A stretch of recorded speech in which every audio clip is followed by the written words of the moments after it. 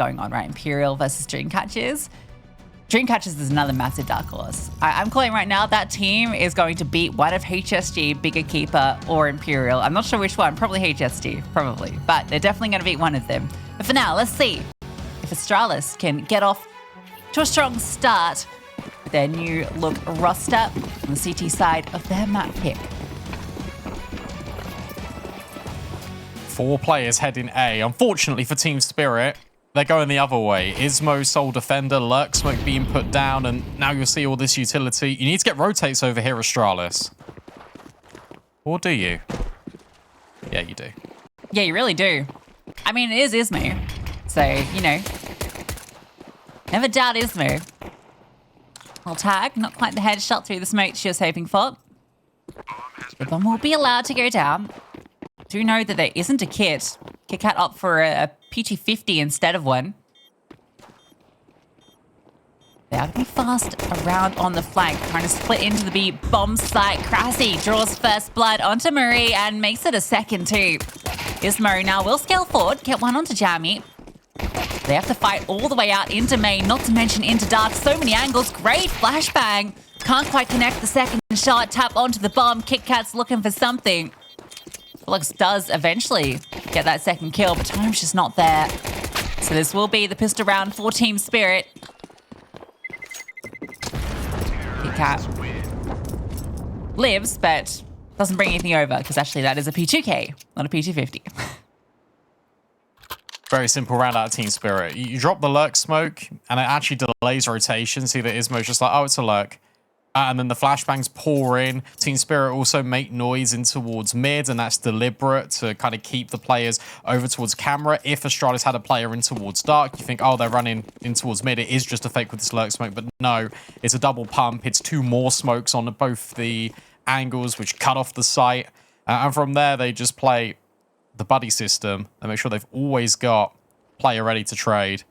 It's incredibly effective. This is going to be an A smash out of Astralis. The USP is just pouring out, and Averona is there for some free and easy ecos. I like that you called it a smash, you know? It's not always that it's going to be an A hit, an A pop, A smash. You know, I love a new adjective. I love grammar. I was telling, you know, you actually came to me for some advice on grammar earlier. I did. You were trying to decide on the title of the frag movie that you shared. You went with Igniting Impact using the active voice, which I think was the right choice. So I'm glad you did that. And it was a great frag movie. I think everyone should go check it out. I know you didn't want to spruik it yourself, so I'm going to take the moment to shout out B-Dog on Twitter. Find his Twitter, find the frag movie, or get on the ESL Impact. It's there as well. It is cool. It is all I will say about it. Flashbang is also very cool. Bullock sets up Marie, finds Jammy for the opening kill. That's mid-control established now by Astralis, but what Team Spirit? What have they got? That's a really defensive smoke drop by KitKat. It's not going to help matters. Averona's got all this space in dark, and I don't think they're aware. Yeah, it was a bit of a panic one, I feel. Gonna slip from her grasp, and Averona. Oh. Yeah, she's seen the barrel. However, yeah, it's actually worked out for KitKat, despite all odds. It was a bit of an awkward one for Averona to fight around, so she will go down. Now they're just going to force their way through. This is surely not going to work out. First kill is theirs. Barb Bullocks in the backside gets 2. Ulis in the 1v2. A lot of time to work with, and she's just going to disengage. Yeah, rotates come over. Marie and Nia just waiting so patiently. There's no smokes for the CT side. There isn't any defuse kits unless there's ones on the bodies on B. And Ulis is already in middle. In terms of timing, this can work out quite well. The penny will finally drop for Astralis in the next sort of 5 to 10 seconds that Ulis is not committed in towards this B site. Maybe it's just the audio cue. Will it be a footstep? No, but it might be the bomb activation. It's a shame she couldn't catch this timing onto Nia, because then they would have been a well that you could get that into the 1v1. Bomb planted something at least. And info. There's a small window where she has the isolated fight, but good play from Nia. Falls back. Waits for a teammate to arrive, but Ulis Just sprays full blind, catches the kill, looking for the second. Ulis can't quite convert. Takes it down to half, but makes it look darn good. And will be Astralis, however, getting on the board. Yeah, that gets a little bit scary there because you think that the trade spacing just isn't quite there, especially when Nia's thrown the flash forward, and that means that she can't progress herself in towards camera. And Marie needs to wait behind the broken wall just for that flash to pop. Ulis takes full advantage of it, but unfortunately can't get past Marie. And you gotta remember, this was the opening fight for Astralis. They were, what, in a 3 versus 5. Team Spirit, it almost felt very desperate in terms of progressing forward, just pure contact through B. And yet it somehow works. They still do significant damage to the economy. Veronica's now on an AWP, and Kit Kat's on an MP9.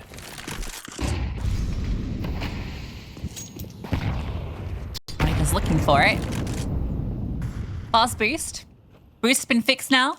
Big news for people that like to stand on their friends' heads. Boost fans.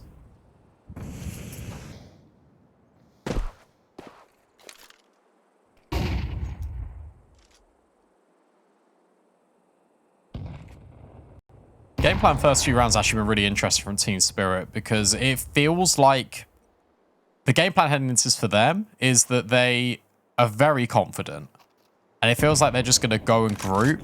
There's not really an end goal in mind. They're just trying to group up, have good trade spacing, and fight forward. This one's all the way through middle. Pullux walks over, but just for a moment. Marie needs to be clean. She gets the first. Any more? Not quite. Immediate trade out of Ulis, and Veronica can still remain on the angle, but actually swaps to the AK. Yeah, now you got 2 players though, depending on the site. Pullux did rotate all the way around, goes 1 for 1, near in the back side, runs out of bullets. So it is a 2-on-2, bomb to be planted. And Ulis with a very forward position. Ismo very close by. KitKat heard as well. And Ulis just holds the angle. Ismo was going to set up for a swing, but not expecting her to be that close. Verona slides in for the finishing blow. Team Spirit immediately breaking back on Astralis. Yeah, and this is what Team Spirit are going to do all half, in my opinion. They're just going to decide in the moment where they feel like they want to go.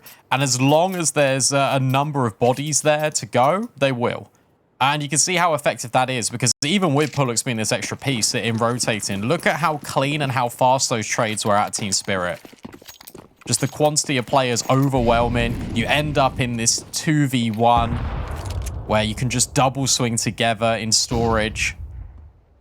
A really clean result.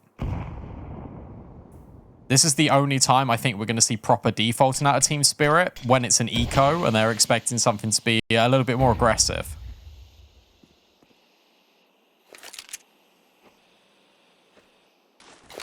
Trying to boost above the smoke, but no. Not to see much. It's always good when Jamie's on boot camp because she's not playing with 80 ping, which obviously makes a significant difference.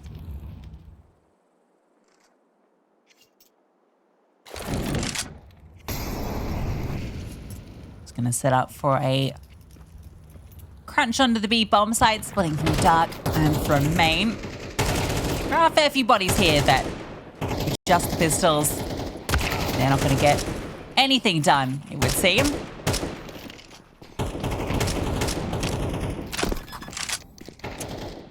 Just a matter of time. Yeah. It's very important, actually, that the Spirit keep this one healthy. Because the last couple of buy rounds for Astralis, it has maybe fallen forward into sort of these like 1vx's for Team Spirit. Only a couple of players staying alive. I think they've done well to navigate that, actually. And then the reward for sort of surviving the eco with 5 players is that you're just future-proofing just for the rest of this first half. For example, Veronica, when she dies next, she can then upgrade to an AWP.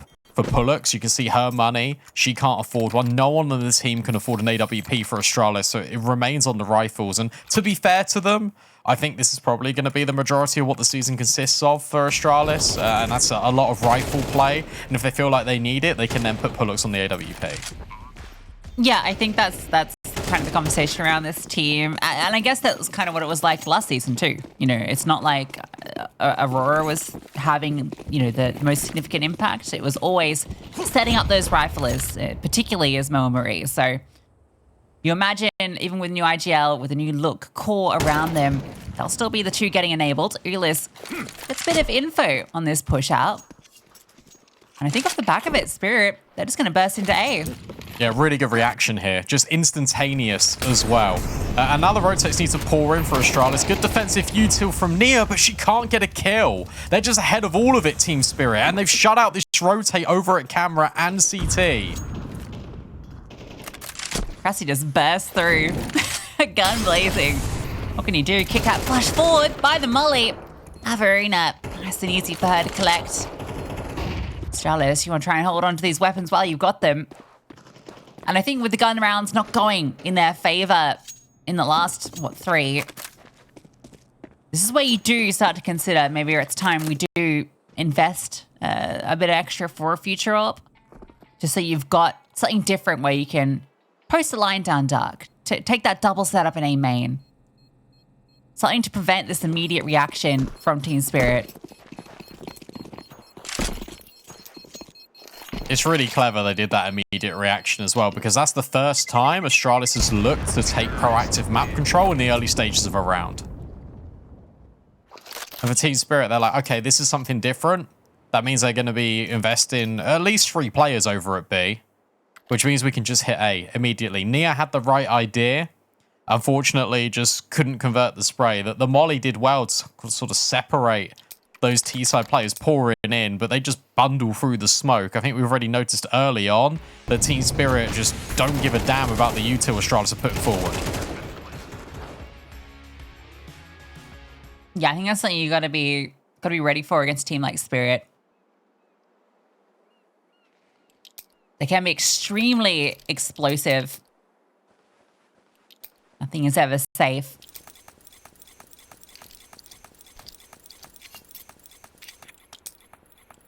Now you've got a half buy, saved weapons, and a dropped MP9.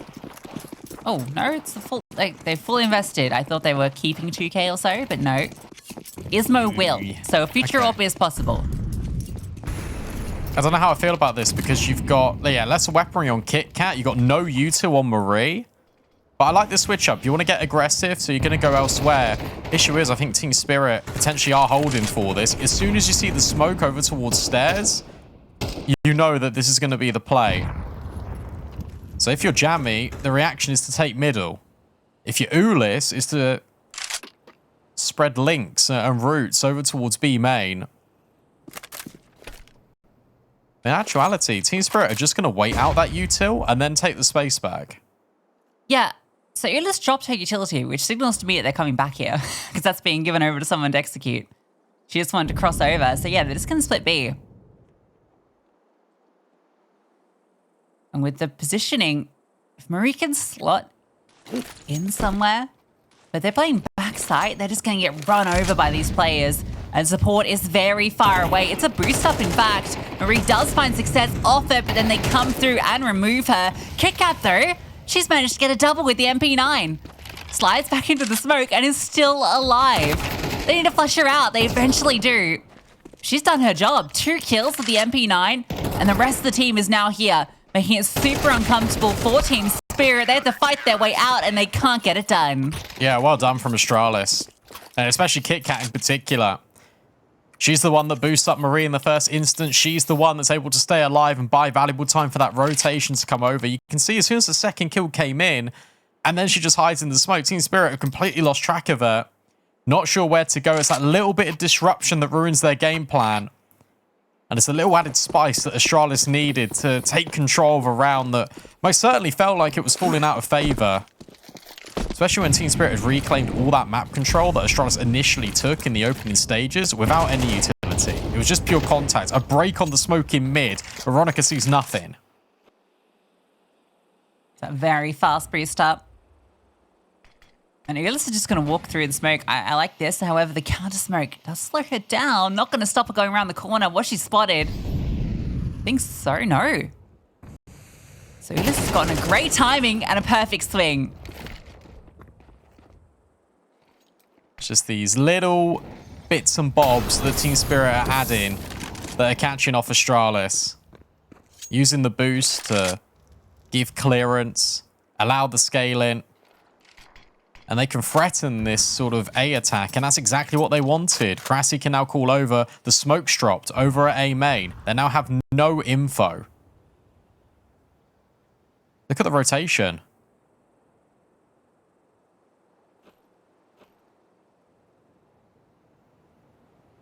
Yeah, this is perfect. Still applying that pressure in middle, but they can just drop and split when they wish. In fact, Krassi's already in position, so Jamie can just sit there and catch off any rotations. Unless they catch a lucky spam through the smoke, it becomes really hard to go for this. But Jamie overextends. She goes too early, and she's caught off. Now this round is on for Astralis. There's a lot of utility as well. There's a lot of nades that can break open these smokes. There's also a smoke they can put in for the bomb. Same can be said with Team Spirit, though. Ismo finding Avarona's a big find. Ulis incredibly low, so we'll have the AWP, and Crassi just bides her time in towards Dark. You need the B main players to take contact. Ismo's just defusing. In amongst all of this, Ismo is defusing right under Team Spirit's nose. And Astralis, another successful retake. Okay.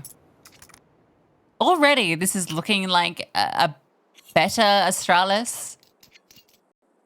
Even though we've only seen a little bit so far, but even just the approach they're taking in these retakes, they're not over-rotating super quickly, not getting caught off. You know, Nia was thorough on her clear in middle to catch off Jamie. And this is a 4-on-5, no less. Jamie definitely goes way too early there, which is a big mistake. But from a 4-on-5 to bring that back, very well done from Astralis. It's good patience.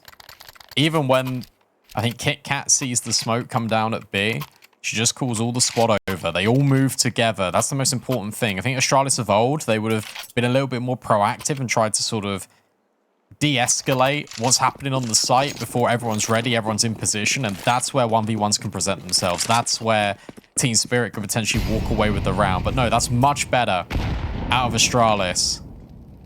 Pullux will have the AWP. So we get to see what she's really made of against Ronica, who's only wielding an AK. So it's uncontested AWP. At the moment, she's going to be setting up Marie. They've done that like every round, I think. Yeah.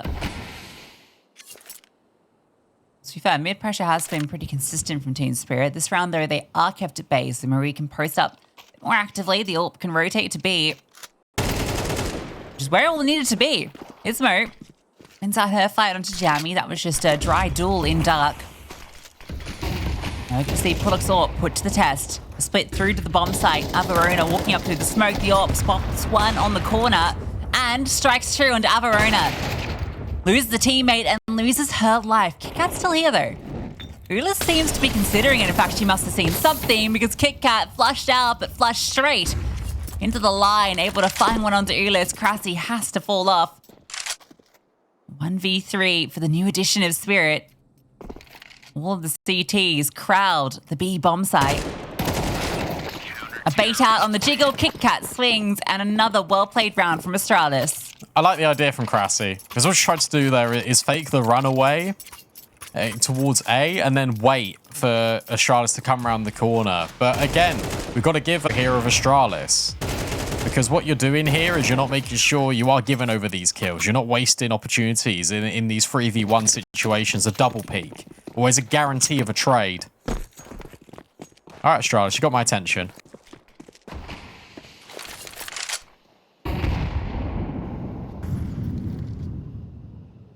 Pullux is downgraded to the MP9, but I think that's very intentional, given that they know they should be up against some sort of eco now, so there's a chance for her to get some easy frags with that SMG. Marie calling over support. She's alone and likely to be overwhelmed after one.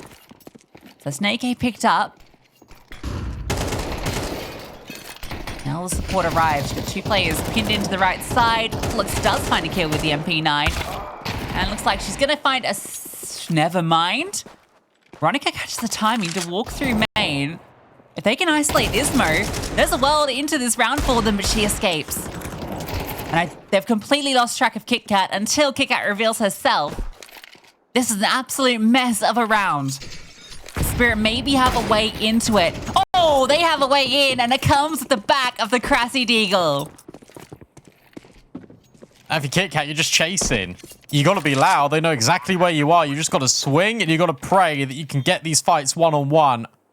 Oh, that's the opportunity, but no, they swing in tandem. Crassy does everything for Team Spirit. That was just Tech9s. That was just Eagles. And yet, in amongst all the chaos, it's Team Spirit that come out on top. Yeah, and this is why we were excited, chat, when when we saw Crassy on the cameras. This is what she provides. Check this shot out into Ismo. That's disgusting. The wide swing, perfect counter strafe. 3 kills with Deagle alone.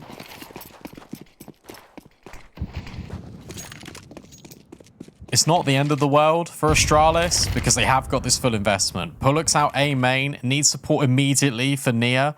This is really aggressive on this line, but Shadow spotted. Yeah, missed shot out of Pullux. At least she's got the rifle support, but Nia actually just leaves her out to dry. Will collect 2, but it's off the back of the trade. Yeah, normally they're the other way around, right? The rifle's the one that tucks into the corner and the Orpha sits back so they can fall off.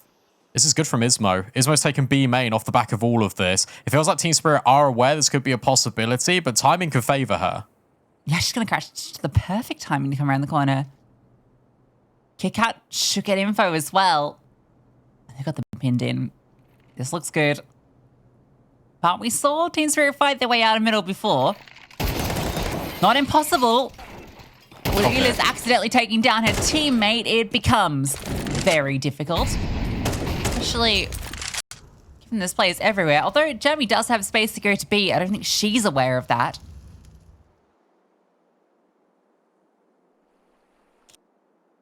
Maybe can isolate a fight into Ismo. Surprised the other Astralis members haven't budged yet, but Ismo tucked into the corner. Spotted. She might just walk straight into the trap. Okay, make the call. 20 seconds left. An open B bomb site. And she's got smoke, she's got a molly, she's got double flashes. She can't believe her luck. She's thinking, how is this open? I've been given all this space. The plant is also open. So now you can go dark. Now you can go temple. You've got all of these different things at your disposal if you're Jammy. This fight's big. The swing, the collection. Jammy's making it happen. And now you can reposition off of this. And suddenly Marie's going to be none the wiser. Molly forward in towards the choke point. She's just going to stick. She's convinced that Jammy is there. Has she got the defuse? Yes, she does. Jammy, the lineup, it isn't there. And Marie steals it right from under her nose. Oh, an awkward position there for Jammy. She played it all so perfectly, but that bomb plant position on the edge where that little box is, you can crouch on either side of it. If she'd just been a little bit closer to her on the corner, that wouldn't have been possible. Marie makes the only play available to her with the lack of information, assumes it's dark, but it still works out no matter where she was.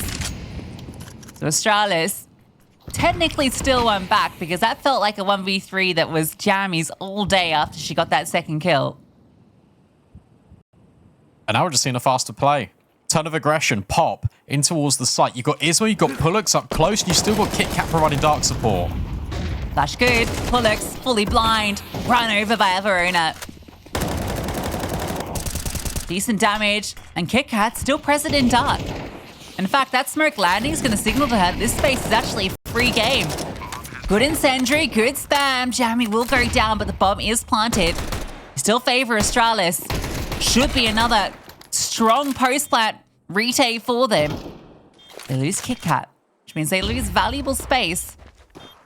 Players need to start to get involved. They find one onto Averona, but not after. She makes it expensive. Smoke forward. It isn't planted for dark, so Ismo's going to tap it. Try and bait them out. They have to try and fight forward. Marie should hear the second and finds it as well. So another successful retake for Astralis. They tie us up at the half, 6 apiece.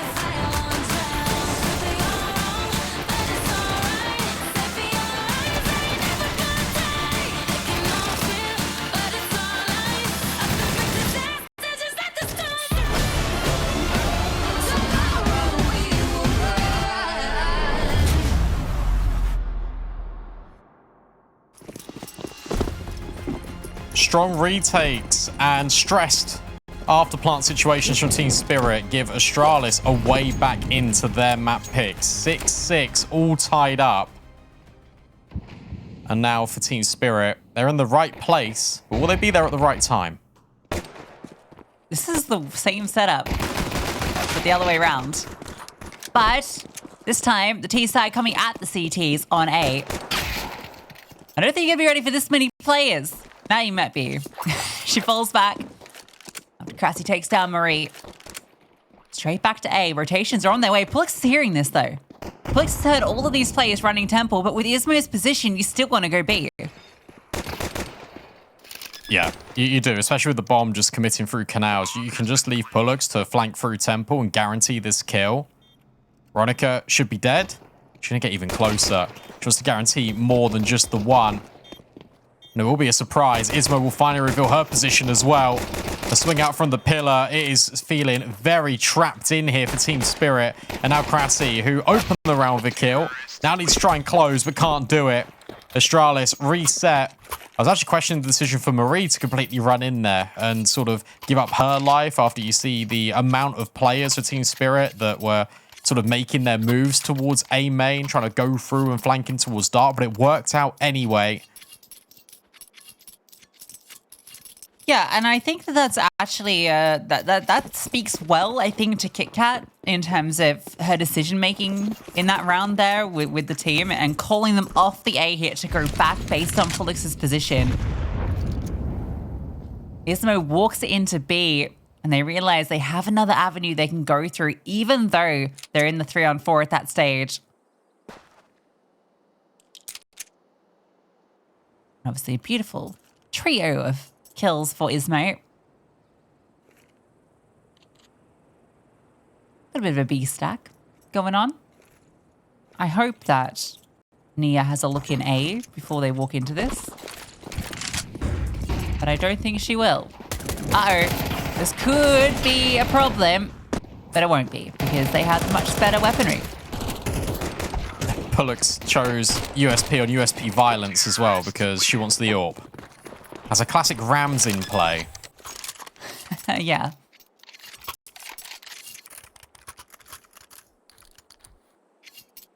Good to see Ismo, like, also just mentally just find her way back into this game because it was looking a little bit rough when Team Spirit were sort of on the up and up in this first half, but she's remained resolute. She's remained back up with the pack of Astralis players. It's actually really good for this Astralis roster that everyone is performing so consistently. But like that was one of the issues of Astralis of old, but also Guild of old as well, where a couple of players just went absent, notably.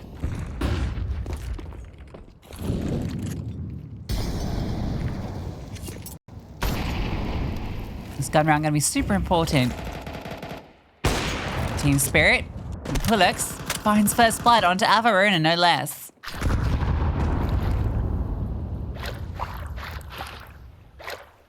Crassi's now just cleared this, though. You don't need to rotate anywhere if you're Team Spirit. I think they might go and reset and try and take space in towards mid because that flank, you got to be worried about it since the pistol. For Astralis, it's a group up. It's going to be a while before the execute's on the way, though, because Nia and KitKat are all the way in spawn. Yeah, that is call from Spirit. Go for a bit more of a stack towards B, clear middle. So you'll have a very fast flank. Nia's made a footstep. She'll just confirm matters further. This is going to be this B hit. And they're pushing through main. Timing won't be great. They're going to arrive after the bomb site is taken, but if the damage can be done by these players on site, Veronica will get one. And the delay, oh, it's not quite enough for the kill. Crassi, what can she get done? One, can't get the follow-up. So Veronica, whose position is known, needs a 1v3 of her own, runs out of bullets, and run down by the MAC-10. Nice try, though, from Team Spirit. But I think the danger you've got for Astralis is this where the power of kind of keeping the youngsters from the old roster really just pays dividends. Because you've got Ismo that's finding kills on towards the site. When she gets traded, then it's just Marie instantly. That she can just swing in and just guarantee the kill. That's the firepower that the Astralis team has.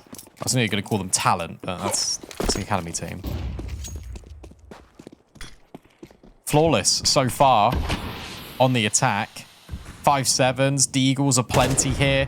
Team Spirit did win a round like this in the first half, but Ismo's trying to make sure that doesn't happen and history doesn't repeat itself. Well, Bratton, I don't get ahead of myself, but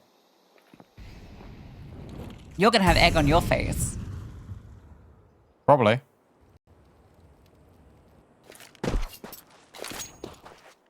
I mean, so are you. Yeah, but I think... Oh, okay. Nice shot. I think I'll have like a little bit less. You're very confident in your 2-0. I'm trying to save face right now. Hey guys, remember how I said that I love Ismo and she's the best thing ever? Yeah, you remember that. Astralis #1 fan right here.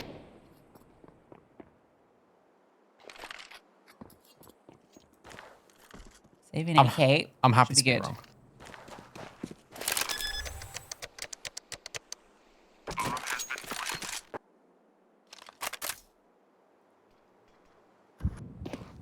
I mean, I'll say if Astralis can win this series, I think that puts a lot of questions on this group suddenly. It does. It does. Even though we're, what, 1 game in, I feel like it definitely does, because there's... In ESL Impact, typically you can kind of predict sort of where things are going to go game by game. But when sort of the...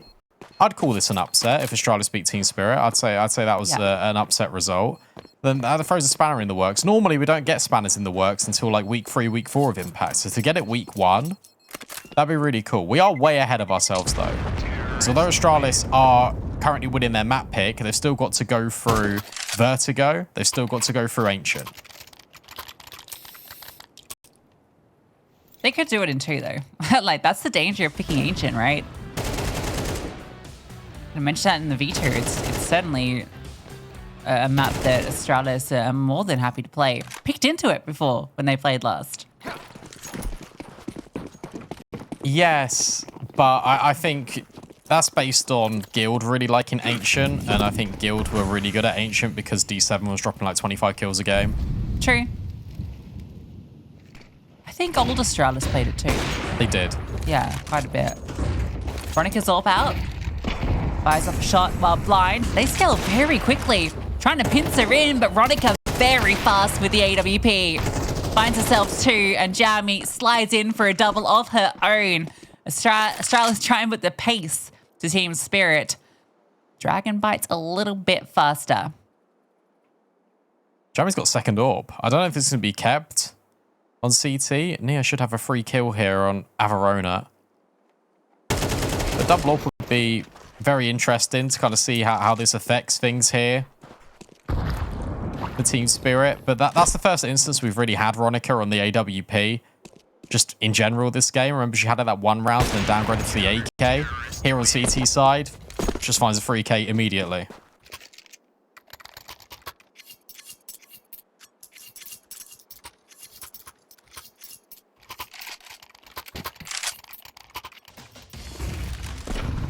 Spirit do find success for the first time on this CT side. I feel like they didn't have to... I mean, great shots. That was Astralis coming to them. Still have a lot to show, I think. Where I start to believe in this CT side resurgence. However, a win here would reset Astralis. That's a nice molly. That's going to really slow things down. They want to take the control. They're pushing out through the smoke, forcing Astralis back. If you're Astralis, this is a testament to now Kit Kat's IGL in. You just go B. Like, you understand that you've got control.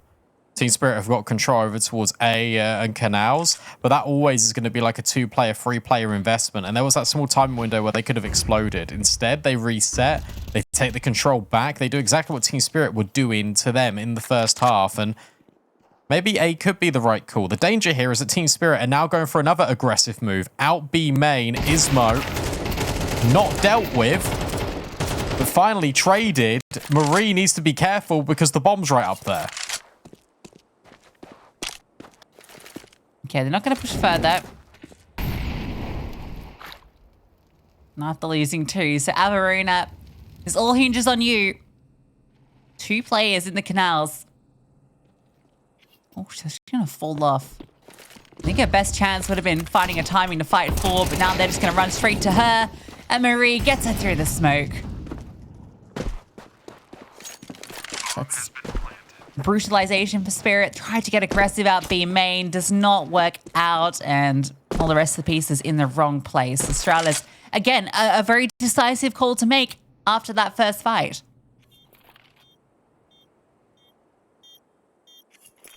Yeah, that was well handled by Astralis in the very end. I think Team Spirit made a really good call to sort of have the Kanalsk player that went back towards Dark to then go and fight B main. But Marie in control, I really like the fact that she doesn't continue to fight at B main. She just waits for her entire team to get there. And that's been the story for Astralis. It's been patient, but it has been paying off. And Lucy, you were speaking about Dreamcatchers potentially upsetting. They are 11-7 up on that first map against Imperial. Yeah, okay. I like to say I'm surprised, but people are going to underestimate Dreamcatchers so hard. I was so impressed by them when we saw them at Trade It. Like, this is a team that is legit. How can it not be? You look at that core, look at the addition of Fatal. I know everything about that team is exciting, so upsetting Imperial would be wild, though. What a way to start the season. If Astralis and Dreamcatchers both win today, which is obviously going way ahead of myself, but that throws both groups up in the air. I don't know what to expect anymore. Go on. Let's see it. Let's see it. Why not? I'm excited for it. I mean, if Imperial lose, that's Fatal at the top of the board as well. I'm just looking at it. Let's go Fatal. Yeah, I really like Kitsune, the AWPer on that team. I think she's really good. We were impressed by Wayne too. I think she really fits well with Fatal, it felt.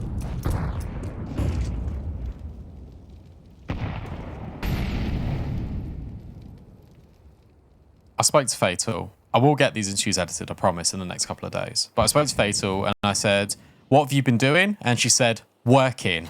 And that was it. That's all she gave me. It's very Fatal. Like, and I was like, all right, can you tell me what you've been doing? She was like, yeah, we've been working. I was like, all right, cheers. Well, Astralis, Working look at them finding themselves the 12th, Brandon.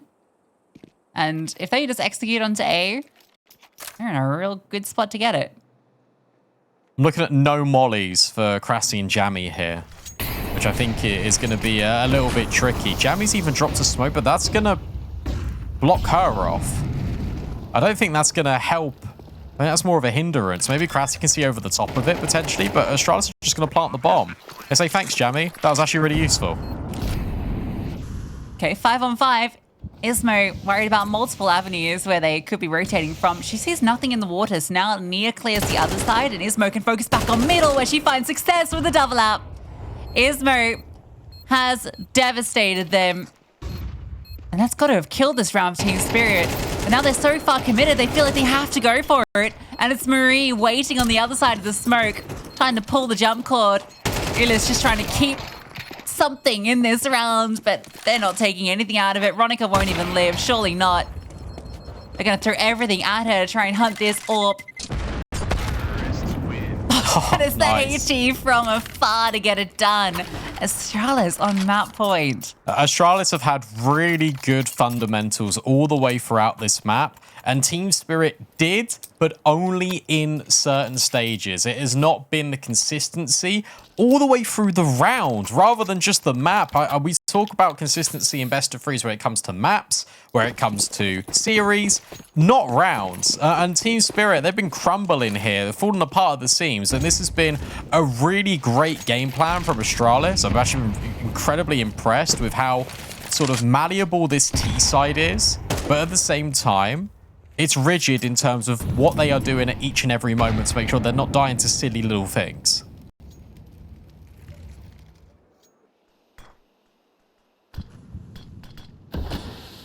Well, despite getting blown out server, Ronica was able to rustle up a replacement AWP.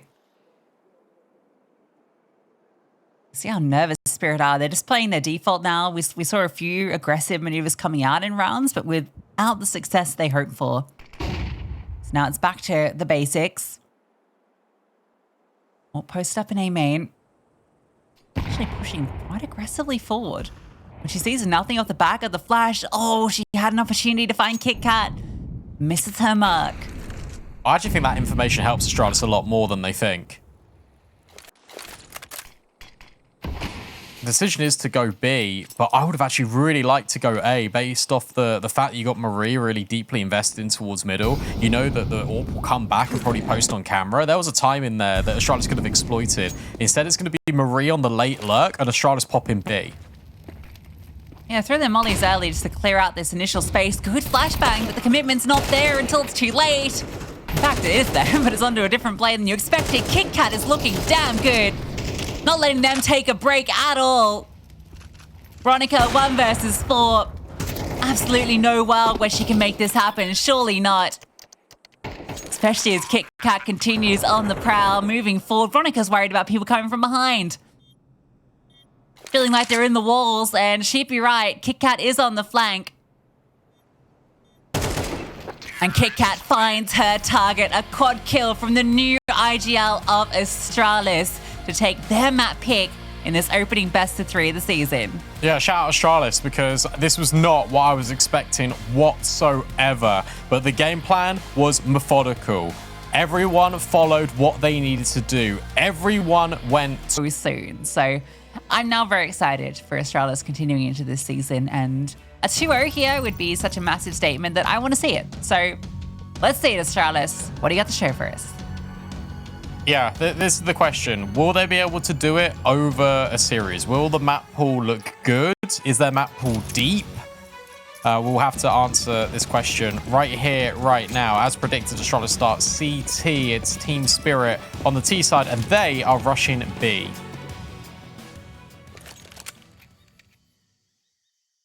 No, they're not. It looked like it. This is the classic take cave, see what you can find, and if nothing really tickles your fancy, you go A. It's an interesting setup from Astralis because it's very default, isn't it? Okay, well, now 2 smokes, Molotov, and a flash come over. You got the answers. Pullux is already down the ramp. They were not anticipating that. Only goes 1 for 1, though. So bomb can still be planted. You've reestablished the control, and Astralis have to go for another retake. Yeah, Veronica's in a really good spot here and has got support out of Crassi. No util on either team is going to be difficult, so Astralis can just wait out the smokes. You have got a kit on Ismo. They're just going to try and burst this. They want to try and take the contact, but Team Spirit are giving them nothing right until Ismo and Marie combine. There's Nia on the flank, but can't get anything done. It is a quick escalation for Astralis. It's a brilliant retake. How are they so good at retakes? Have they just been boot camping retake servers? Maybe. It's crazy. It feels like they've been putting a lot of work into this, and yeah, color me impressed. That looked good for Team Spirit after they dealt with Pullux, who only got 1 with the dual predators in that position. You re-establish the control towards lane, get the bomb down, but yeah, only for a brief moment. Astralis, impressive. However, bomb plant does mean Spirit are working with weapons in this one. Look at this, though. It's going to be a crunch on towards Shelf. They can disrespect the utility completely. And it is a complete collapse here for Team Spirit on ramp. All the plate pieces just completely disintegrate. MP9s, they all combine. And suddenly, Jamie, I was going to say she wasn't safe. 2 quick headshots on the Tech 9. Can she find any more damage? Well, big news is Pullux has run all the way around and is going to make sure she can't get out. So she doesn't have a way to A. Pullux is playing this well, a position where she can just jiggle the angle, fall off.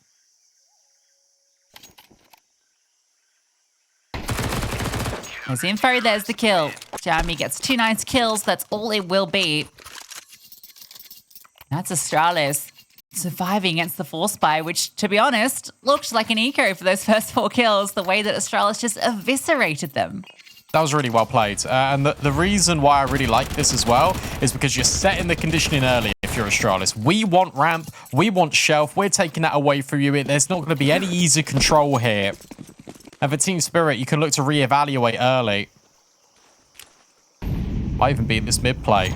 Might try and just burst through this smoke. There are flashbangs to aid Team Spirit, and Marie is going to be all on her own. Getting a team fight. Pistols. Firing off at her. She sees them cross into Donut and even swings out to get one.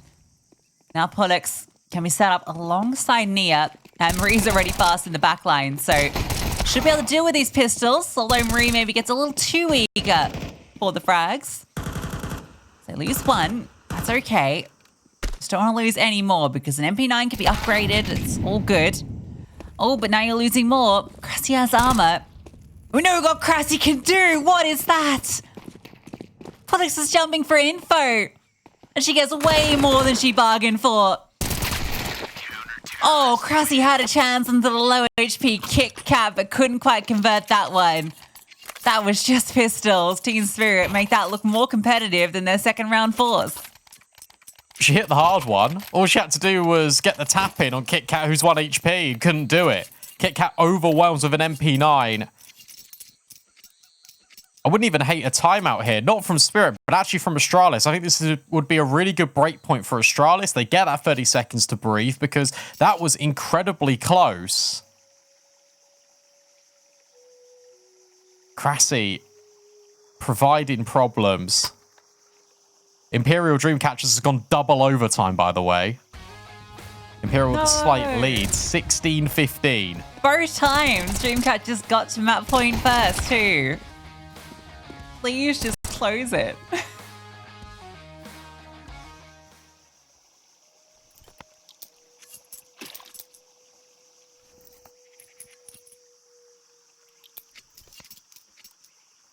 Now we got the Pollux up in the feed.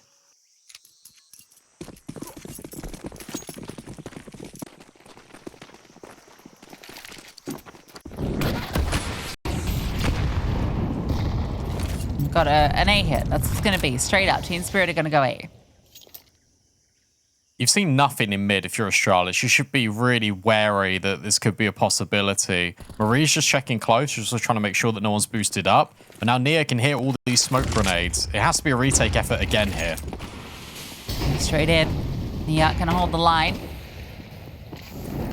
They're in the denial position, so they can just spam either side, although the Molotov does force her off. So can't deny that bomb going down. Jamie finds a safe spot to plant it. So 5-on-5 retake. A position that we've seen a few times between these two teams. Already Astralis have good positioning, but they lose Ismo in Temple. Cat will get the trade onto Jamie. That's going to give them something to work off. Close side's clear. There's not a lot of space for Team Spirit to work with. All in main. Ulis boosted up, needs to be the one that delivers. And she does. On to Kit Kat. They're going to try and swing her, but now the whole team comes out at once and comes down to Cressy. Able to get one, but there's no kit. Well, there is, but it's too late. It's too late. Cressy does just enough.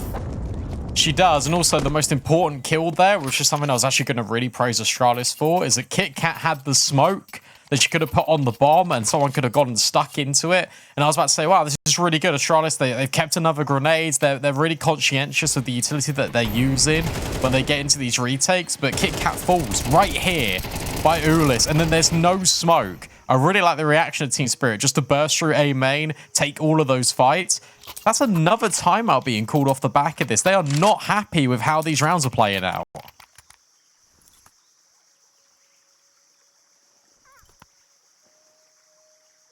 Yeah, you won that one, but at what cost? 2 Galils. In fact, everyone's going to be kind of got MP9s on the other side. This next round probably determines how the next 3 play out, really. Marie's 9-1. Holy moly. Impact player of the round, but they didn't win it.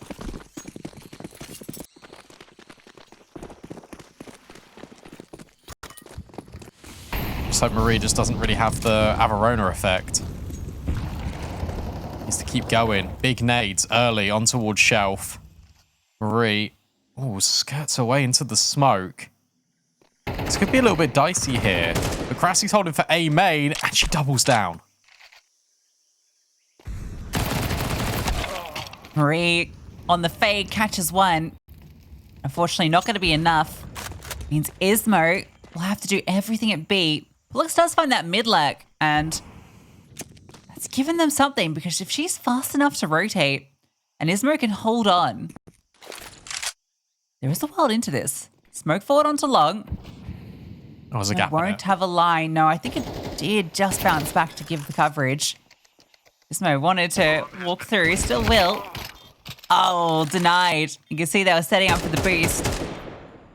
With Ulis spamming out Ismo, that will be Team Spirit getting 2 consecutive. Again, Pollux is forced to save. From Ulis's POV, it really looked like the smoke had spilled, and I thought Ismo was going to just walk through the back end of it. Try and deny the bomb. Important round for Team Spirit to kind of keep that one safe. It was Astralis that went for aggression over towards A main. Crassy has some really big impact, finding those 2 opening kills. And from there, they group, they hit B. There's no way forward. Pollux will save the AWP, but it has to be an eco for the rest of the squad.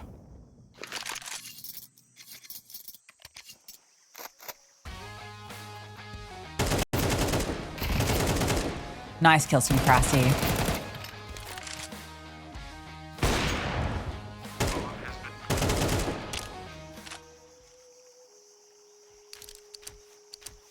Okay, so now you've got an AWP surrounded by pistols. What do you do to set this up? Let her cook.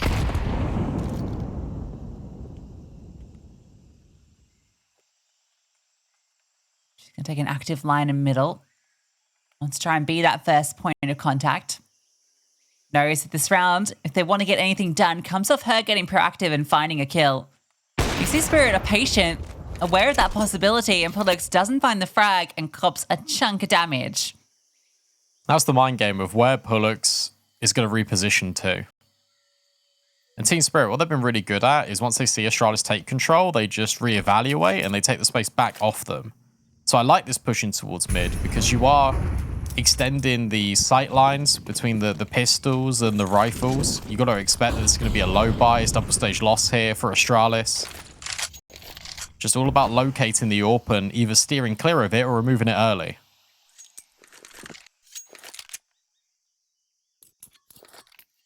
Yeah, being very, very patient.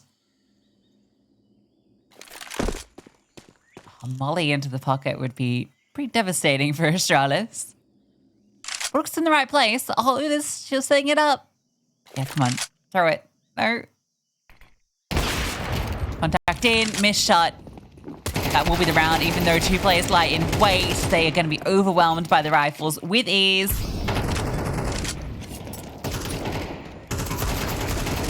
Marie's decal can't find anything, so we'll be tied up 3 apiece. It's those shots that are going to take Pollux a while to get used to, but they're also just kind of like the sitters you should be grabbing. To be completely honest. The line, if she gets that kill there, suddenly all the attention's diverted away from the players that are in the cubby. It's another timeout. This time it is of Astralis ilk, as they will reinvest. That's a sharp shot, though, from Jamie. To be fair, I don't think Pollux, even though the AWP sounded off, couldn't really do much about that one.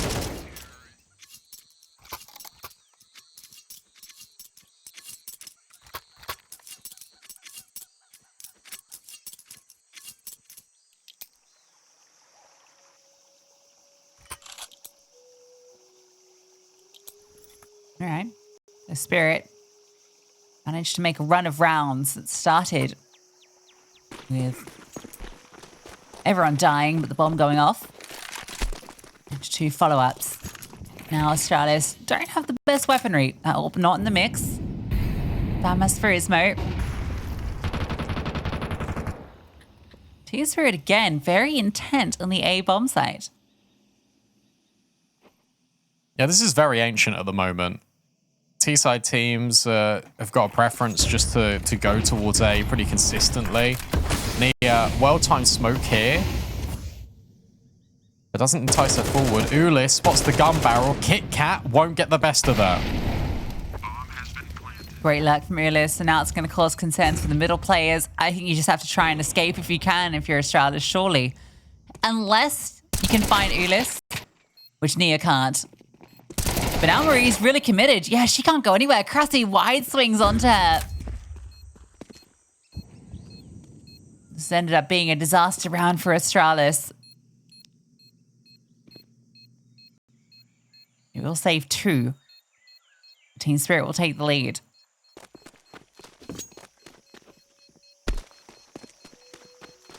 Yeah, in that round, you should have pulled the plug on it way sooner. Although it's like the boring version of CS, I feel like once you get into that 5v4, even when you lose Nia, I think you just literally go, okay, let's save. And you get out of there. Because you're on full stage lost now, you're going to just have a couple of pistols just around these save rifles. Ulis, for me, in this Spirit roster over the last sort of like 6 months has been one of the most consistent pieces. And I feel like her performances really slide under the radar. Before she was very good on Anubis, even though they didn't win that map. And here she started off incredibly strong on Ancient, which is exactly what Team Spirit need. They just need someone to kind of grab the game by the scruff of the neck and help them get over the tricky period of settling back into their map pick after conceding Anubis.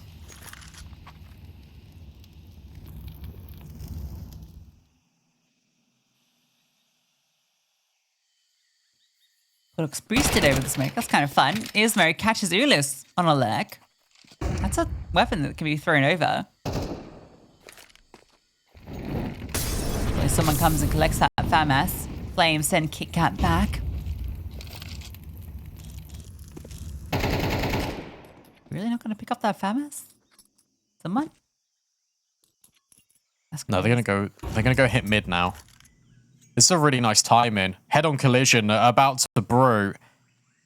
Cressy and Averona. Oh, just ahead of all of it. And Cressy would even find Marie right at the tail end. It was a really good reaction out of Astralis, but Team Spirit was just ready. Yeah, they're already in there. That's just really unlucky, to be honest, because it felt good. But everyone walked into that smoke at the same time, and because Pullux walked through it, her timing just eluded her completely. Cressy was undetected.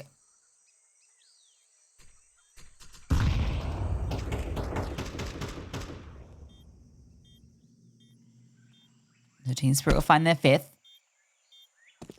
I worry about their CT side more than anything. But a really strong T showing will give them some nice ground to work with. And they clean up everybody. Only 1 casualty. Yeah, it's actually really important that Team Spirit, I think, gets 7 or 8 rounds here at the half. Give them something to work with, make them feel a little bit more confident. It's even started with an opening kill, fall in favour to Astralis. Sure, they didn't have all the weaponry at their disposal. They could have had extra FAMAS. Dreamcatcher's Imperial's gone triple overtime. That time, Imperial had map point, and Dreamcatcher's forced another OT. What a game. I can't believe that game is still going. It's crazy. It'll be on map 3 before map 2 even starts. Ulis opens up B, just goes up the ramp off the timing, finds Ismo. Now the rest of the troops to just follow her. That's a great reaction out of Spirit. Ulis's lurk gets the kill, and it's like, okay, we just plant. And now, speaking of lurks, look at Averona. Never mind, don't. Marie removes her immediately. Retake on for Astralis. Jammy spotted. Kit Kat gets another. Surely to be dealt with momentarily. Although it's the Hawk on the other side, which doesn't make things easier. But Ronica hits her shot. Cressy going forward, finds one. Ronica with the double up. That flash of brilliance will be surely enough to deny Marie even a tag as she goes forward. Looked good for a moment for Astralis, but Ronica completely locks them out. Oh, unscope, so Marie can get away just for a moment.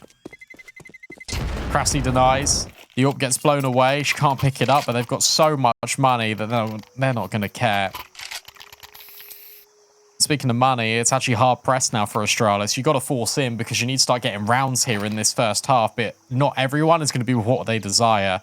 Fambus's a 5-7 even for Pullux. That is a relegation and a half from the AWP in the prior.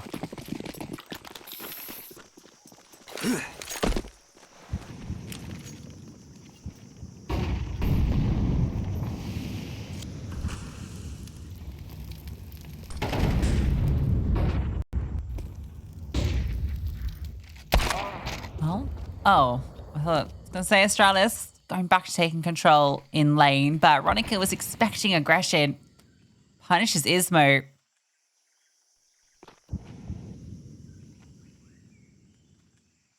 Now Marie feels like she's the one that has to step up, and to be fair, she has been the one stepping up for Astralis thus far on the CT side.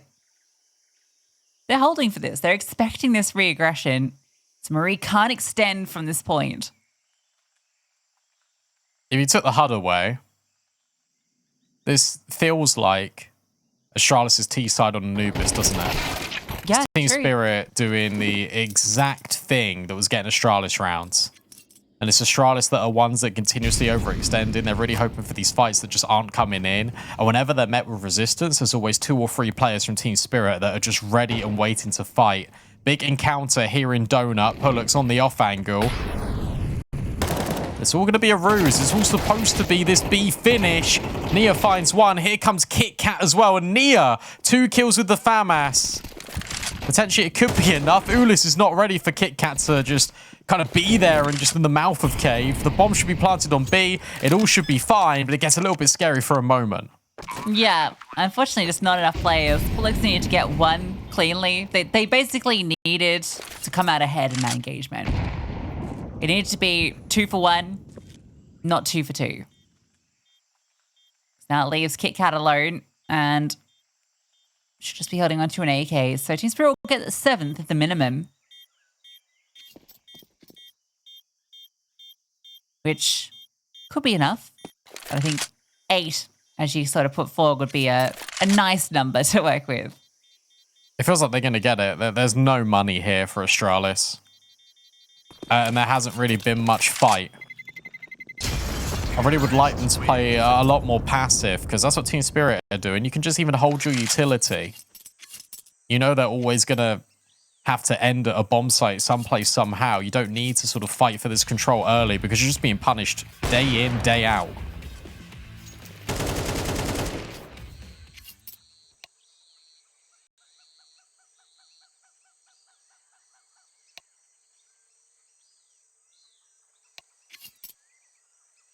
Have a quick technical. Maybe a moment to breathe for some of these players. Remember, what this started 3-0, right? Yep. Yeah, so it's 7 on the trot now for Team Spirit. And it was such a great 3-0. It really felt like Astralis set the tone with that second round against the Force Spy where they suffocated them out. And ever since that round where Team Spirit were able to delay long enough to win it by the bomb, Astralis have been on struggle street. It kind of feels very Guild-esque as well to sort of start a match really strong and then just kind of peter off as soon as the guns come out. I remember just kind of having that same familiar feeling sort of a few times last season. This is Spirit's home. This is the map that they pick more often than not. And then their second best, it probably is Vertigo, which is why the series does get a little bit scary for Astralis outside of Anubis, even though that T-side was really convincing. Just wasn't really too sure what to expect. Just for the remainder of the best of 3. Yeah, I mean, you remember, I think that's actually a great point that you bring up about that Guild-esque thing, because that was the match that decided, you know, if they were going to qualify for the finals, to LAN. You know, when they were up, I think on 2 occasions, one on Ancient, then on the decider, right, it was a 9-3 half. Mirage. And they lost in OT to Let Her Cook, who went on to come second in ESL Impact Season 5 finals. Funny how it would have been a completely different storyline otherwise. I came into that game, I remember it really well, and I was like, well, Guild are going to win. Like, Guild, it feels like all the pieces and like lining up. I'm just looking at that 9-3 right now on my screen. That's got to be heartbreaking. That was Anna as well, dropping 26 kills. Yeah. Everyone had a great game. That was when Melly stepped up for Let Her Cook and dropped 27. I mean, it gave us a great storyline, you know, going into the finals. Let Her Cook, you know, like what a cool run from them, surprising everybody.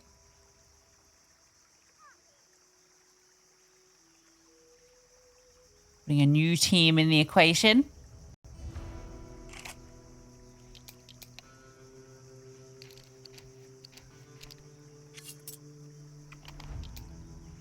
I think from what we've seen so far, future looks pretty decent for Astralis.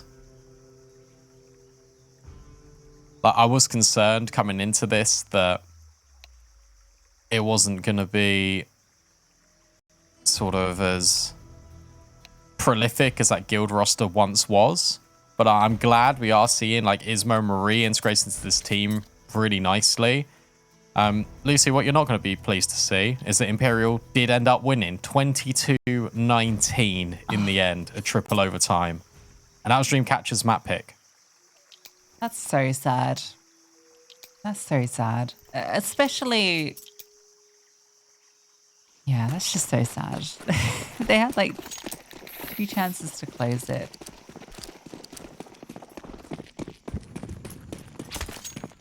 They will still upset someone. True. They still could upset us. Red sweep, incoming, Kit Kat. AK saved. Deagle from Ismo finds one too. They try and go fast up B, but are punished initially. They're committing to it. And everyone from Astralis is here. Kit Kat doing all the damage. Marie dealing all the Deagle shots. That's a way to get your 4th. And that's a change of pace. Every time we see a change of pace on T sides, it just doesn't work. Insane shots from Marie. It's actually the T smoke over at Cave that extinguishes their own molly, so they can't flush Kit Kat out, so she's able to get a second kill. But it's just the Deegs. They do absolutely everything. How about that? Oh.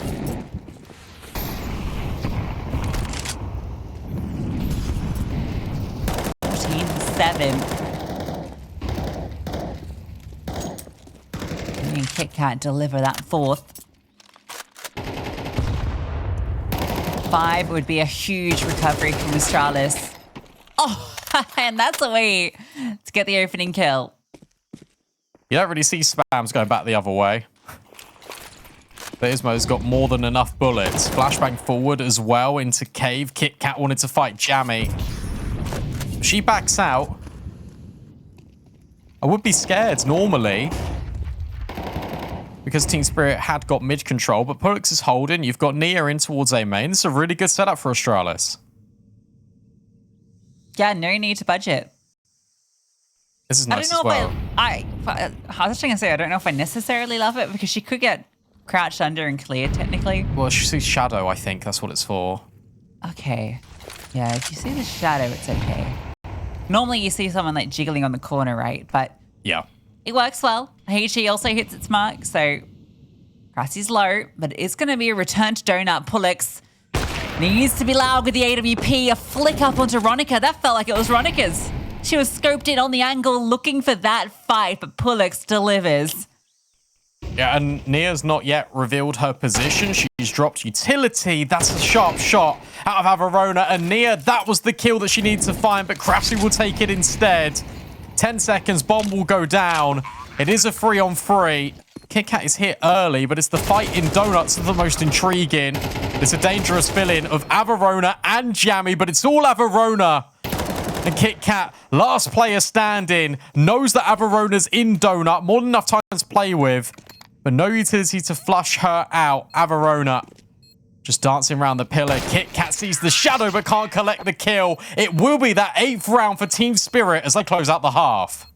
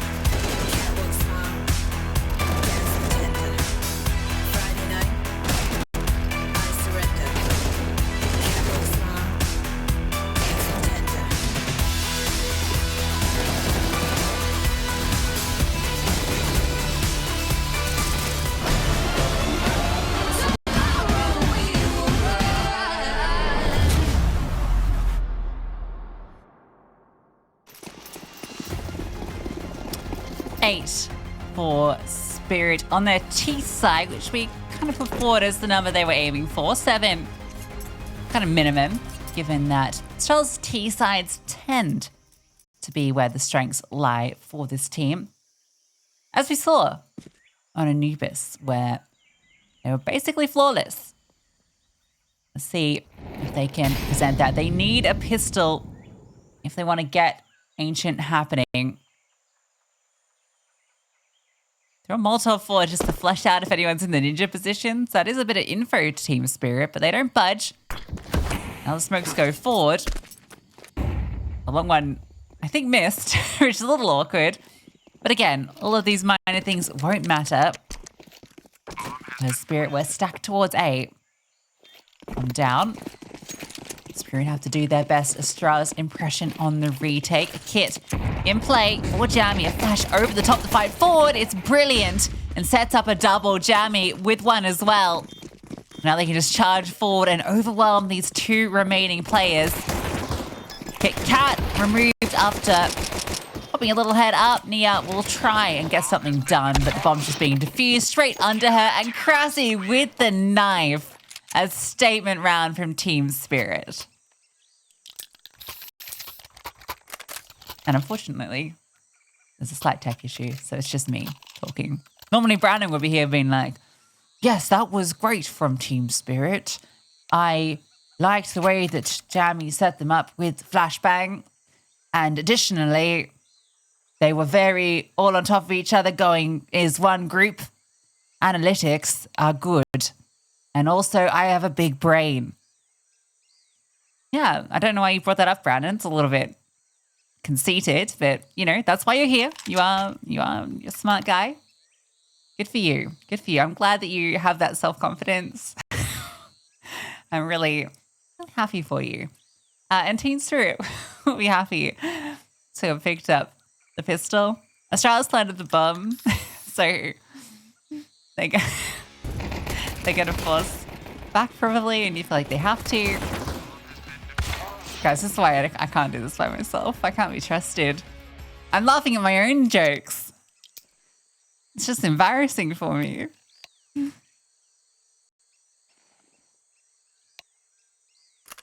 But I have to keep going.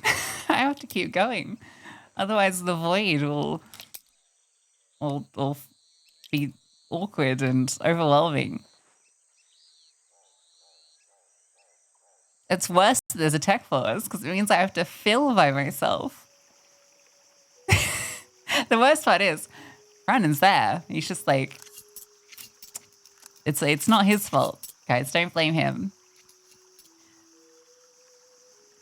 He just has to watch on this car crash as I talk to myself during this tech pause. Brandon, you can talk to me. Do you want to bring up a point and I will repeat the point to the audience? He says he's just enjoying this, so no. Okay, well, technical timeout immediately off the technical for Astralis. Surely they do force. I'd be very surprised if they didn't. Yeah, okay, Nia's buying armor. So just deciding the nature of this investment and the decision as to what they want to do with it.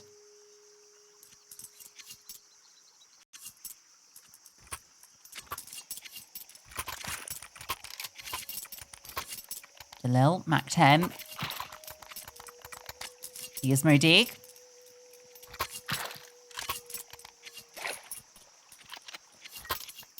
Good bundle of utility. Insta goes out.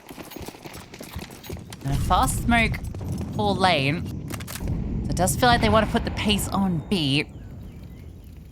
Holding for the initial util. There will be 3 players defending this bomb site, though. There's a lack of utility on the CT side. So it could get a little hairy for them if the flashbangs are good, if the mollies are good. The shot from Jamie, good. Headshots exchange. Ulis tucked in the back, not clear, but only good for the one. Not get him out of though. Krasi out from long, gets a double. Jamie will arrive, so the force spy not looking like it's going to amount to much. Where he won't even be allowed to get the bomb down. So 3 and 4s live. Astralis don't get much from it. And that's double digits for Team Spirit. And I think I jinxed them. Oh, are you there? Oh. Okay. Yeah. So Brandon says, why did they buy this utility if they're not going to use it? They had all these smokes. They weren't there. Yeah, Krasi just has a free line to fight from lock.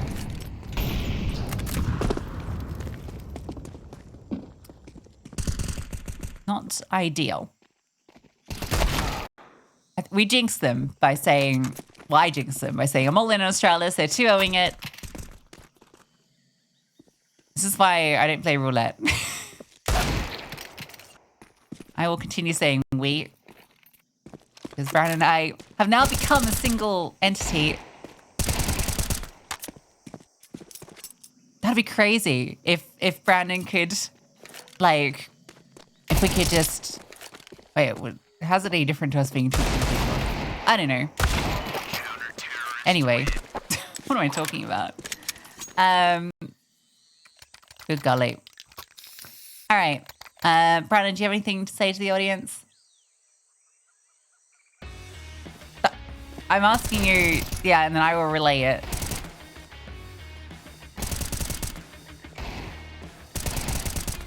This is going Vertigo.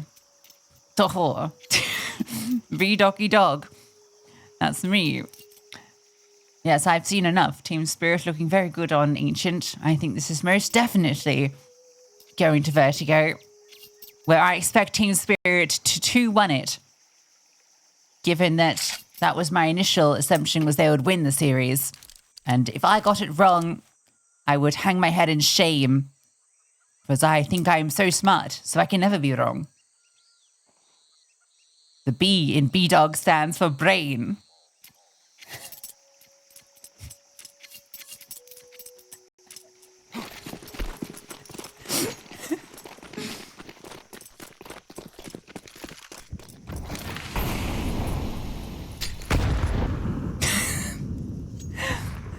Brandon just said it'd be funny if the people could hear him the whole time, and it sounded like, you know, that would just make me look insane.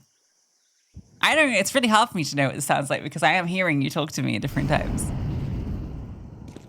All right, rounds on. Lucy, focus. All right. Astralis have managed to get all the rifles out. They've got the AWP for Pullux. They have Marie in a very advanced position.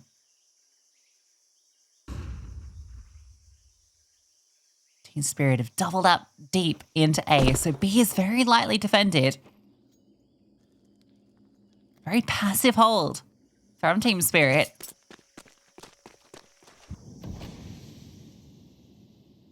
Astralis, I think with this position from Marie, you just made the call to go to B. Krasi gets flashed in for a peek. It's a bit of information, and off the back of it, Spirit push out A main. So now Astralis didn't go quick enough, and Team Spirit are going to completely lock them in. Especially as Marie was not expecting that play from Jamie. The lurk removed. Astralis have no way out except forward, and it's straight into 3 players lying in wait. It's all too easy. The window was there for Astralis. They had the timing, but they missed it.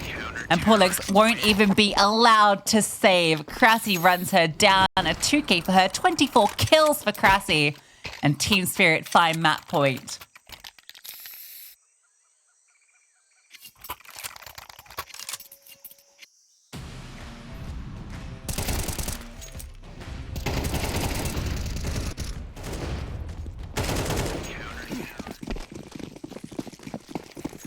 So Brandon just said that I'm doing a really good job, that he really loves just listening to me, that he had nothing else to add to that. No, he actually said a really good point.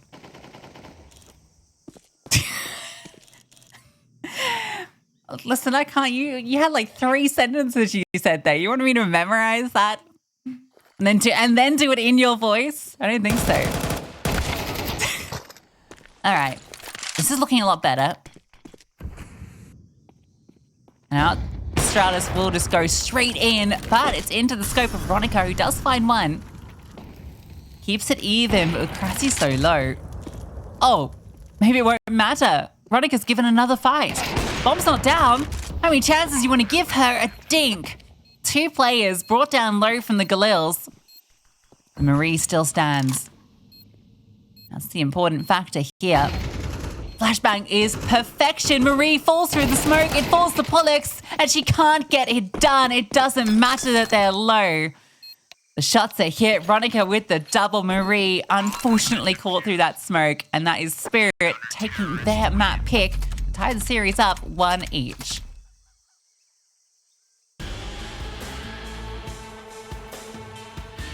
Yes, that is a great result for Team Spirit. I am so happy that they were able to bring it back. They looked, but at least they found 2 stars in the process. They did, and it's the next stage now for these 2 youngsters. I just don't want this sort of iteration of Astralis to potentially hinder the development of Ismo and Marie, because there's been a lot of change. You're also changing up, like, your IGL, your AWP. Like, how much has this got to change in such a short space of time for it to be a success story? Well, immediate. because it needs to kick off now. CT side for Astralis. You presume they won the knife here on Vertigo, and they got double dualies in mid, but Team Spirit want B. A boost. Get Ulyss up. Averna sees that happen. You can see she just smiles like, what are you guys doing? Come on. Is that... Just let me throw my util. All right, now they're going to go for it. Molotov goes forward, smoke lands. It all lands in good synergy. So they get the space in, bomb planted, but Astralis were always playing retake. Yeah, smoke, flash, kit. Rotates need to be a little bit more immediate than this. I think they were trying to figure out whether they wanted to go for a flank or not, but now they're being really loud in towards mid. Averona, well-placed microphone, sort of pick up all this pressure. Jammy at quad. Surely you see her? No, not quite, but it doesn't matter. Astralis, again, overwhelm on these retakes. KitKat's going to stick the defuse. That's going to be the round. Astralis, always good for a pistol. Yeah, I really like their CT pistols. It always feels like they're going for the retake, but it doesn't matter. They set up with that intent in mind. They have all the utility, the kit, everything they need to just overwhelm the bomb site, get control back, and get themselves the first round of map 3. We don't see the full spike from Team Spirit. They decide that they'll go for a couple of pistols and get AKs into the next. I don't mind this on Vertigo, especially when you need like a full belt of util to properly execute a site. I wonder how Team Spirit are going to approach this, because whenever I've watched Vertigo in recent time, it has been more B, it has been more middle, but over the last couple of weeks, teams have been defaulting back towards A and just trying to really take that fight in towards ramp. There's that flash, there's confirmation out of Ismo, she'll drop the molly, and she'll back off. Again, it's very defensive out of Astralis.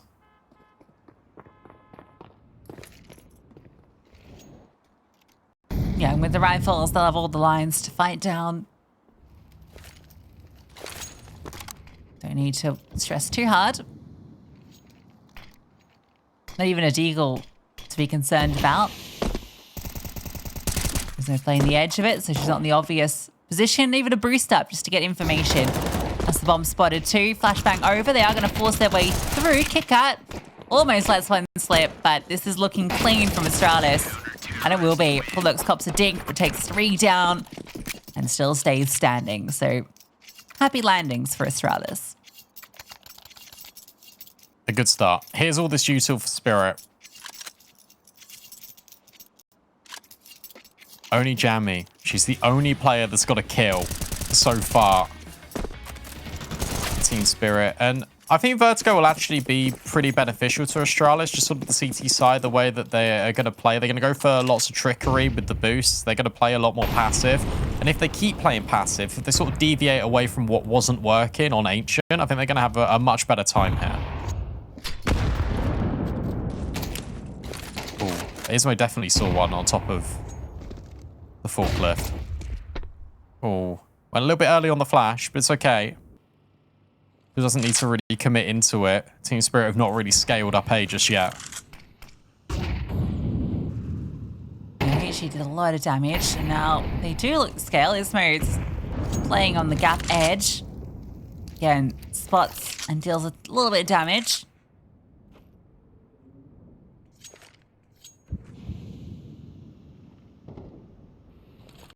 Ulyss hanging in mid, Krasi at B. KitKat draws first blood, and there's even the incendiary to prevent a swing for the trade.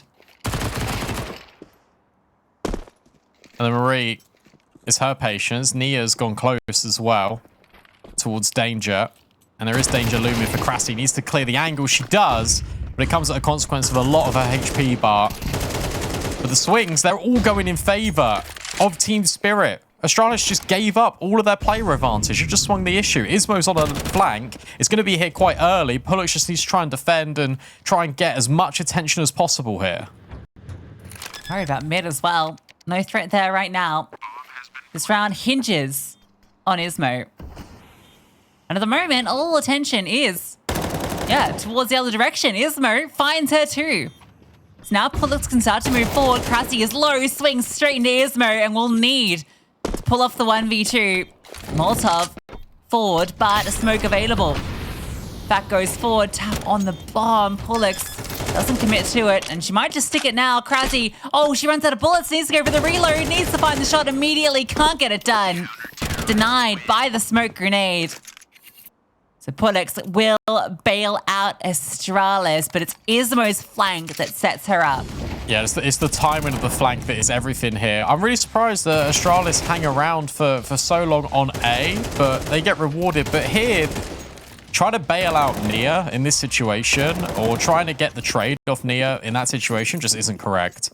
You've not got the timing. You just need to sort of set up a crossfire and just make sure that you're ready for when that impending sight hit comes in. These are the teething troubles that Astralis are going to face, especially on a CT side.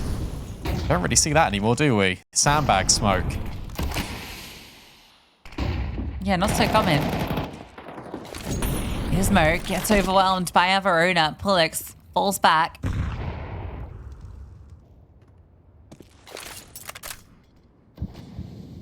Astralis don't mind falling back to side if they need to.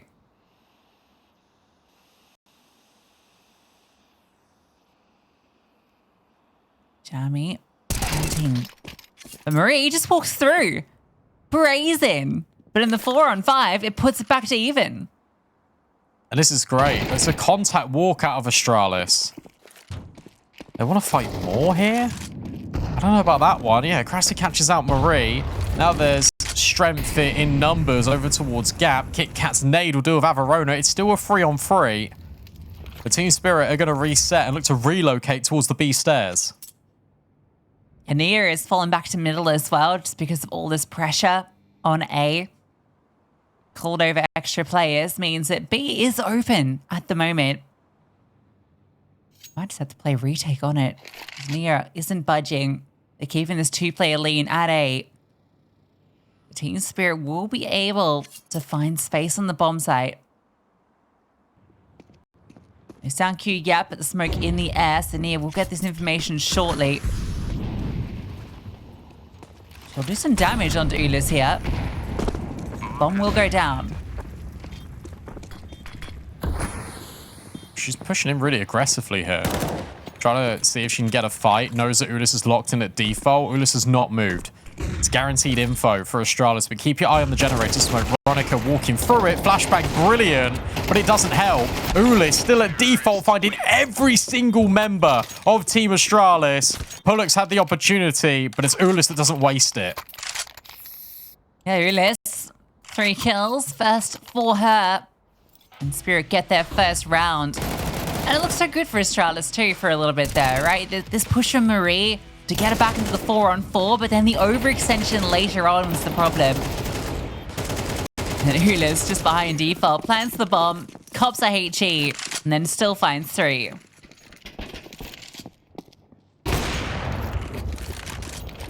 Oh, Marie peeked before the flash.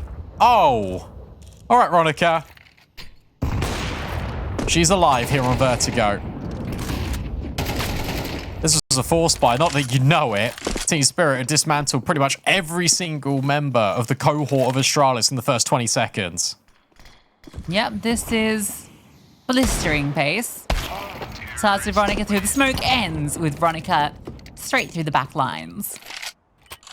So, you know, I think she heard you. She's like, all right, it's my time to be a bit more explosive. Oh, that's good. I'm glad that she's not sort of being like dismayed or like having to play a little bit differently, because that would be a hindrance. As well as Krasi is a fantastic player, you don't want to limit what Ronica can do.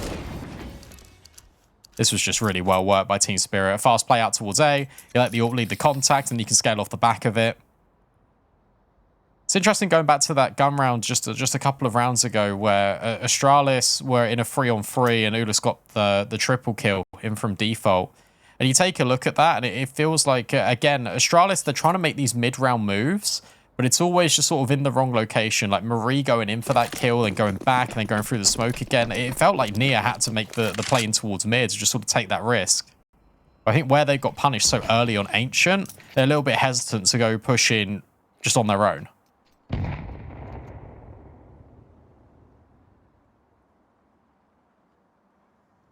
Got a little flash play being set up.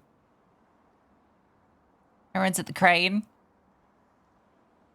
Looks ready to throw over the blinder. They go off the back of a bit of util, but no one's there. Verona and Veronica will find out quickly that there are a lot of players running down. So bombs scooped up, tails between legs, and Veronica shooting a few as they come through straight into her crosshair. Yeah, she doesn't miss them when they're on her line.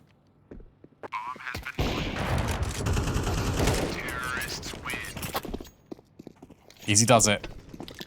3 rounds each, tied game now.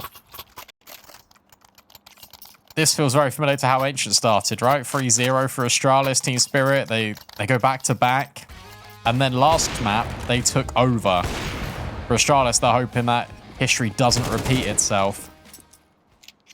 Solid reaction as well that it's the mid players that just sort of escalate first rather than the B prong with the bomb. Just trying to make sure that you cut off the rotates, but also you're the ones that are sort of taking the contact first.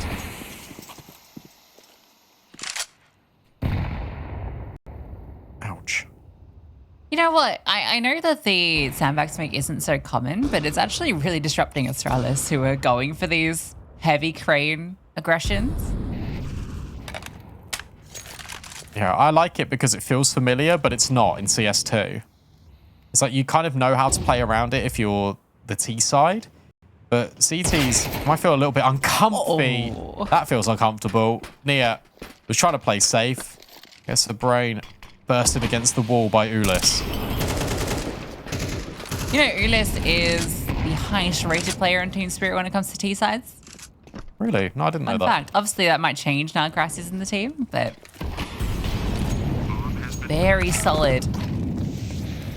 And with Veronica burning out Ismo, save. Please save. Yeah, retake possibilities lessened significantly. Yeah. Good call to save. I feel like Astralis weren't saving enough as well. Just kind of in both Anubis and Ancient. You gotta know when to call it quits. There's an awful lot, I think, is a good thing here for both of these squads that just made roster changes. Is there's an awful lot that can be learned from this demo. Particularly Astralis, but Team Spirit, especially on Anubis. That's a dead body. Good. Hold on. Don't swing any further. Kit Kat caught. They do lose one, and that's kind of brutal. That means that you're not surely investing back in now, whereas you had an option to do it before. That's unlucky. Good opening kill from Ulyss. But yeah, now you're just going to keep these 2 weapons and you'll have 3 pistols. No, you are going to force. Oh, it's a very last second decision. There's not even a gun for Ismo. Yeah, there is. Oh, there was. Yeah, so Pollux picked up the M4 and then sold it. Okay. And then dropped it. She got a gun.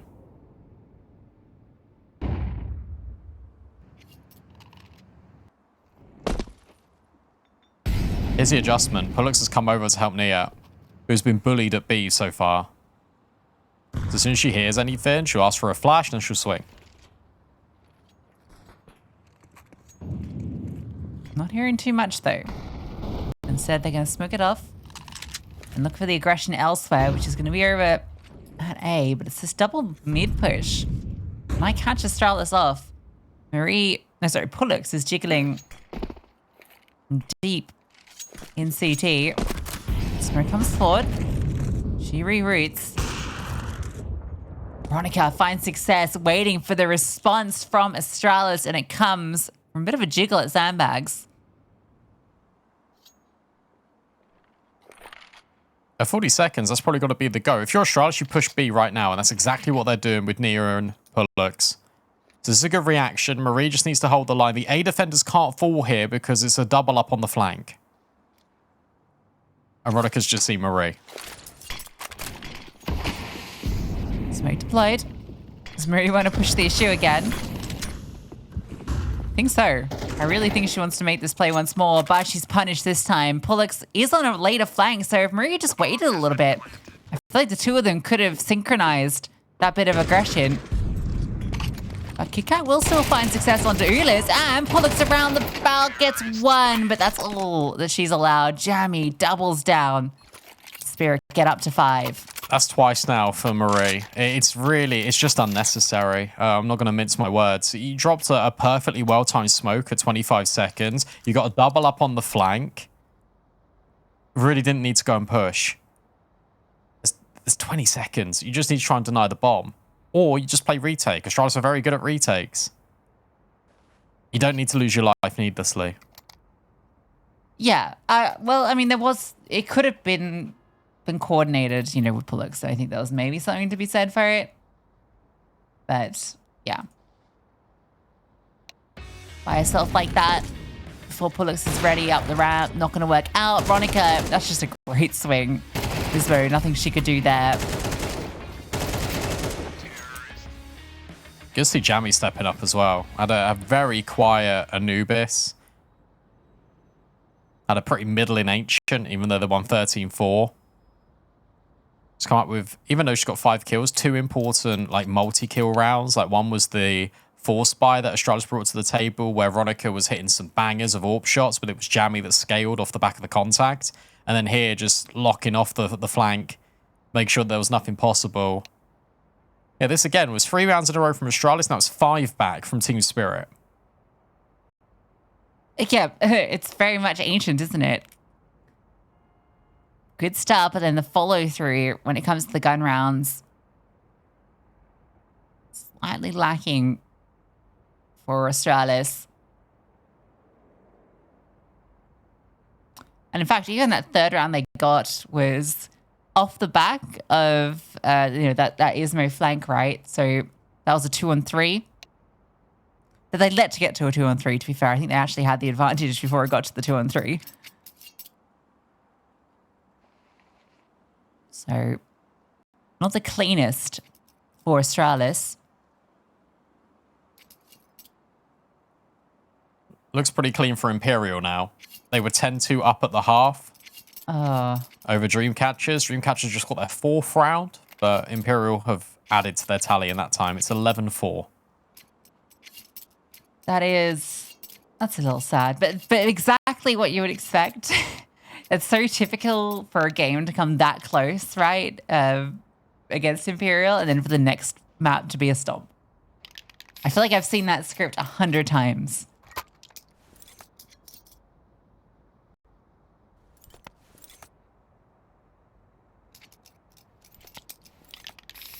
Which team will put Imperial away? Apart from NIP. All the way back in Season 3.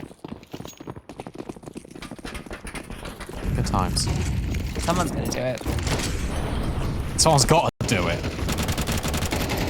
Ismo, opening kill, but flashbangs. She was white as a ghost. Trade very fast. Ulis with the double up. Pollux slides in weight with the AWP. Smoke lines on her. Marie mollied off. Need to get something, but Marie gets swung on, and this is looking like a 6 very quickly. Pollux needs to get out and hold on to the AWP. Ismo's been left alone a lot over towards A. All these fights towards A in the last, honestly, 6 rounds have been really individual out of Astralis. Even in that one, you've got Ulis that gets a double kill, but notice the distance and the separation between the 2 fights. It was within 2.5 seconds of each other. And it's almost like Astralis just at that point, Ismo's ready to go, the rest of the team are not ready to go, and then Ismo dies, and it's oh damn, I should have been there, and then they're all running over, and then Ulis is already in that position. This is one of my criticisms, I think, that of Pollux as an AWPer, in that we've seen a lot now of her just saving. It's because she's not someone that I think goes for a lot of opening fights. No, and that's because she won't have any confidence to do that. Yeah, I think that's the problem, right? I think she needs to. You need to fake it till you make it. I feel. Yeah, and you need to make those mistakes and get caught out in that opening door. Allow yourself to fail so that you can succeed later. You know what I mean? Because Veronica's not afraid to take these fights, and that kind of just means that Veronica's getting opening picks all over the shop. And you've got this super weapon in Pollux, this AWP that you're putting so much money into that's not getting involved. I remember Nishi right now, sandbags. So she won't even take the first contact here. The hope is that she does, and then the pistols can swing up close. But Marie, look, she's getting inquisitive. She's just jumped. She's seen Veronica. But she's taking the fight. Pollux isn't. There we go. And there's success. That's all you need. This is the first time we've seen her look down ramp with the AWP. That's why you want the AWP to be. Krasi's on B. Yeah, that is going to make this difficult for Astralis. Although, Ismo's found a kill. That's an AK picked up, a flank that she can be on. If they're fast, they can get something going. Never mind. That was the chance. Getting one of those kills with both falling. Ismo may arrive, but the 2-on-3, unlikely. Improbable. Maybe just grab the AWP and get out, to be honest. Gonna try. Even that won't be allowed. Kratz is already looking to lock Nia out, and she will. Something just flips for Team Spirit. And then they just go into flow state. And Team Spirit are just on a whole different level right now. Is that really the first time she's peeked ramp? I don't think I've seen her look down ramp with the AWP.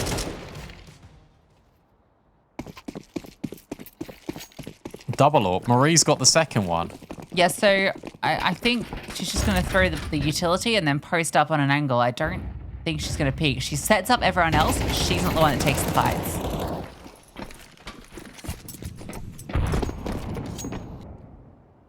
Yeah, I mean, there's supportive AWP in. And then there's that. But does find success, right? The flashbangs help. KitKat gets on the board. Marie's locked down B with that second AWP. So now you do have every avenue locked off with an AWP, I suppose. Without the threat of the sniper, you're relying on your riflers to hold strong. Ismo lucky to get out of there. That was really cool. So Krasi could actually shoot her from like underneath the tarpaulin rather than spam through the grate. It does more damage. The setup on B, I'm surprised they're holding it for so long. I think Marie should just leave. Yeah, one of them should just leave. Just go, yeah. Or just push, I feel it. This is what happened before, where you've got this setup, but you're not doing anything to kind of gain information elsewhere. And it's just so static out of Astralis. Pollux, missed shot. And that gives space over to Team Spirit. Yeah, rotations need to be on the way here. They're allowing Team Spirit to get into the bomb site. KitKat. Flash goes behind her, but Avern's swing takes down two. And now you have two AWPs in the retake. Nia is on that flank, so she did start to push, but I feel that it's too late at this stage. Lost all your teammates. Got to save again. Surely it's double AWP retake. Like, you cannot go for this. Like, this is... I understand you need rounds, but this is never one that you're potentially winning. Krasi deals with Pollux. Nia's fallen as well.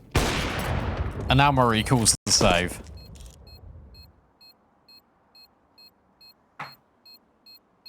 You could see where that round could have gone well for Astralis. Okay, first up, that's a 5-on-4.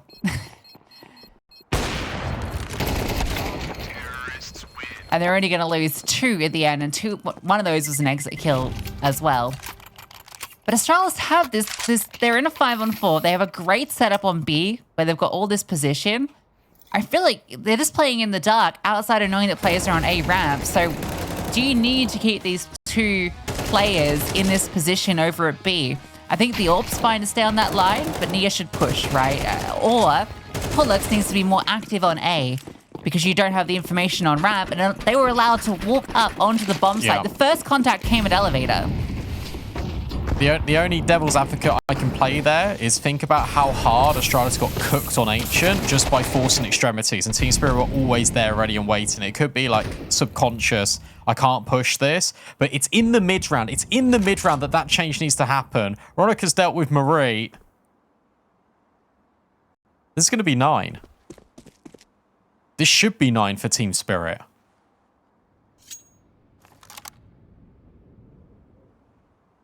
Should be. They can just take the pause. They know that Astralis will go looking for information. Jamie will spot, but is removed. But she was low. That's fine. Now you got the information of another player in gap. You can just lock down this position, force the fight, and they do. Ismo overwhelmed. Nia, what can she do? She's smoked off in every single direction. There's 4 players waiting for her. Crassie's got the knife out in case she walks around the edge. She might. She got the knife, I think, on Ancient as well. She did. But it is denied, and it's a 9-3 half from Spirit. An absolute statement. 9 in a row.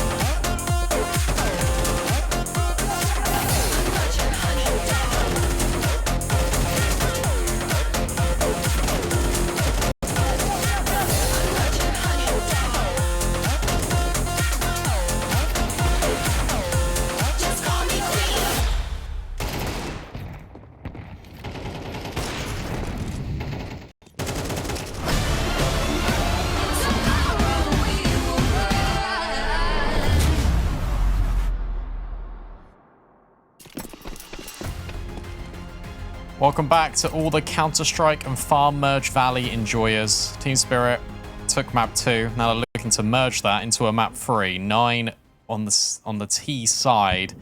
Feels very good indeed. Yeah, feels great. And with 3 players now spotted, oh, maybe it doesn't matter. Pullix, a point to prove. Takes down 2, make it 3. Yeah, Astralis, they're not done yet. This would be both pistol rounds for Astralis, and it's 9-4.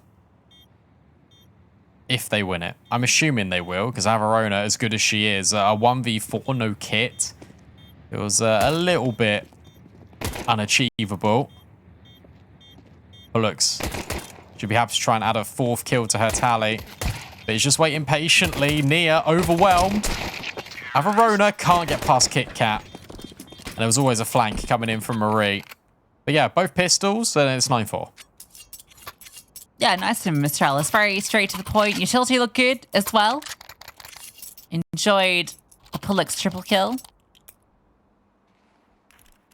The 3rd kill especially.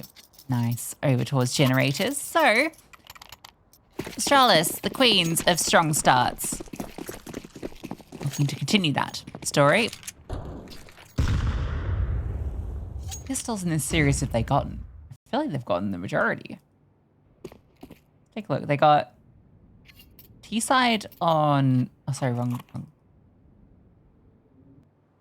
They got T-side on Anubis. They got T-side on Anubis. They got CT side. Okay, so they went 1 for 1 on the other 2 maps. And this one, they've gone both. 4 out of 6 ain't bad. No, not at all.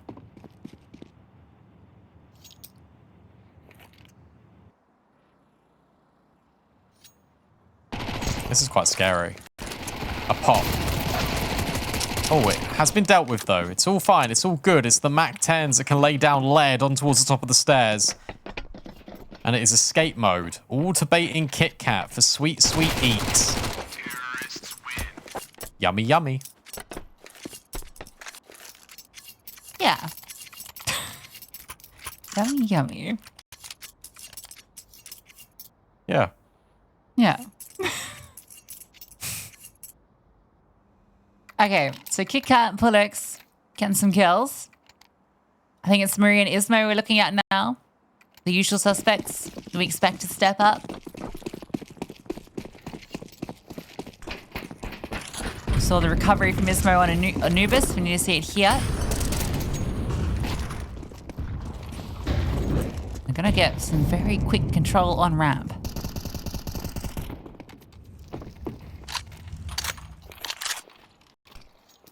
I might just throw this into an exec, you know.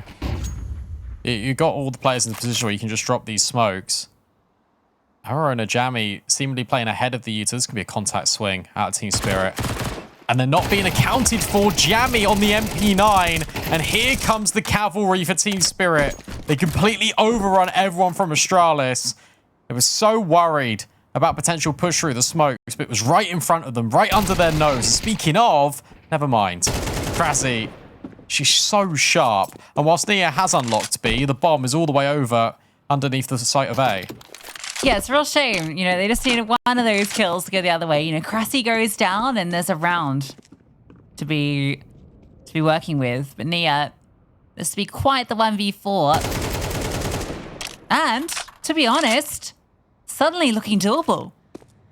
That kill onto Ulyss, without doing much damage to Nia herself, and with Averona low, you can see the setup. They've gone for a position where they can swing off each other, and I'm surprised that Nia goes forward. She had the bomb, walks straight into that setup, gives it a good attempt, but it will be Team Spirit winning the first gun round. No, I actually don't. I don't hate it from Nia because she mollies the corner. She assumes that they've already got the bomb because she got that kill on the player that was already pushed. I think it was Ulyss over towards A main. And where there's nothing else, where there's no one instantly swinging as well, she might think, oh, they've already rotated away to B.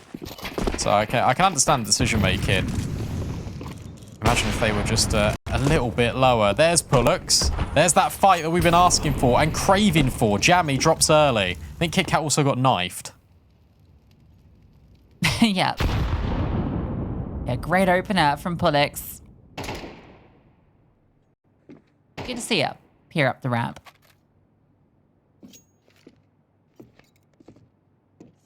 And if you're on Team Spirit, you're like, well, how is there an AWP here? That's crazy. Yeah, courtesy of Nia. And, oh, Veronica's managed to catch timing to slide on in.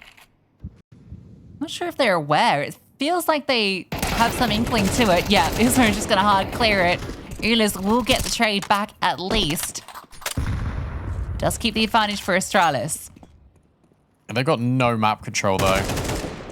Nia tries to take some back because of last round. Her endeavors at B were unpunished. This time, Krasi over at quad. She can get mollied here? No. So she can just stay resolute. Is able to adjust in time. Krasi looking for another highlight reel moment. But can't get it going. His Pullux on the trade. And it's Astralis in this 2v2. They need to make inroads into this site. It's super uncomfortable. Krasi has done so much work, and it might have been enough. Ulis able to get that kill. Averona to finish the job. From an advantageous position, Astralis can't get past Krasi. And that's been kind of the situation across this series. Her debut match here with Team Spirit. She's been the deliverer for them in an entirety of Ancient. And now a very critical round at the tail end of this series.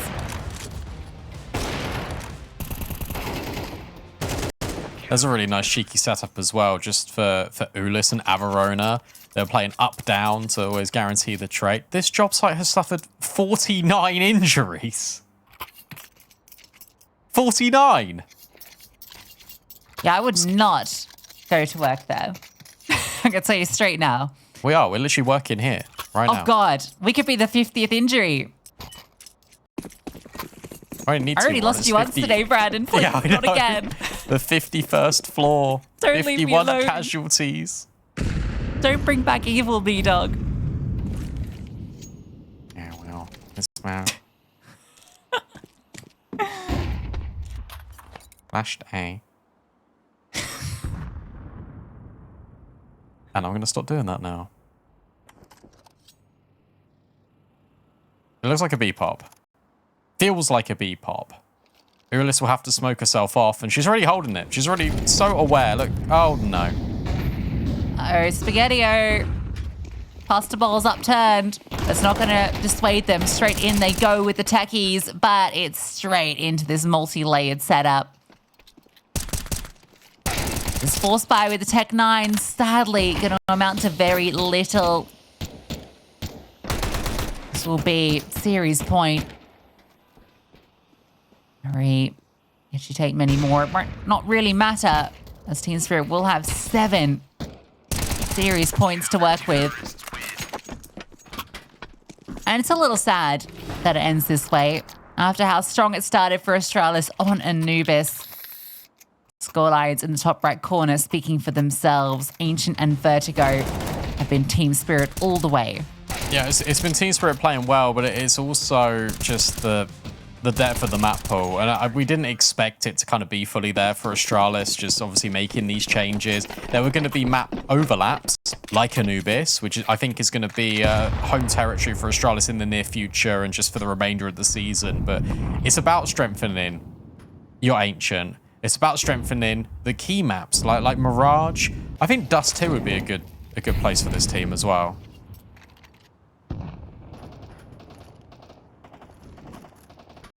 Well, essentially the same buy. Oh, that's Ulis spotted. sees a little head, a little noggin spotted. The utility to flush them forward. There's actually no one towards elevator to swing. Oh, Astralis going to split B. Okay, there's something to be said about this, but they need to find the kills in, need to find something, can't get past Ulis or Krasi. Finally they do. Ulis, she doesn't care. Picks up the Tech 9 from the ground. She wants to keep fighting with it, has all the support by her side. Nia and Pullux, the only ones to keep Astralis in this series, and you can see the amount of silhouettes on the other side. CTs everywhere. Nia, nothing that she can do. Averona ends it with a double up, and Team Spirit take the opening series for them in ESL Impact. Yeah, let's be honest here. Team Spirit came into this. We said it was probably going to be Team Spirit through and through. Hell, I even said it was going to be Team Spirit 2-0. But Astralis showed us something different. Astralis showed us